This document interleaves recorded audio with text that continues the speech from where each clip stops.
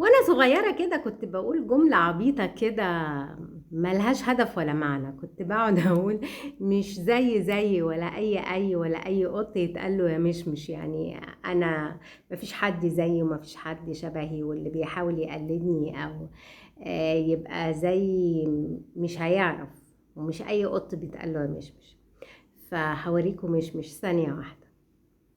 ده مشمش بتاعي انا. قول لهم ازيك. الو، انا مسموسة مامي، حبيبة مامي مسمس. ده قمر ده، صح؟ يبقى مش زي ولا اي ولا اي قط يتقال له ايه، مش زي ده.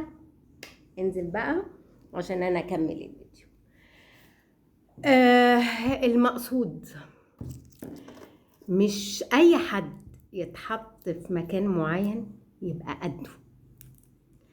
مش اي حد يبقى في بوزيشن معين، يبقى واخد تايتل معين يبقى هو ده مكانه. كتير بيتحطوا في نفس الموقف، كتير بيتحطوا في نفس البوزيشن، بس انهي فيهم بقى اللي بيثبت نفسه وفي الاخر هو ده اللي بيتقال له ايه، يا مشمش.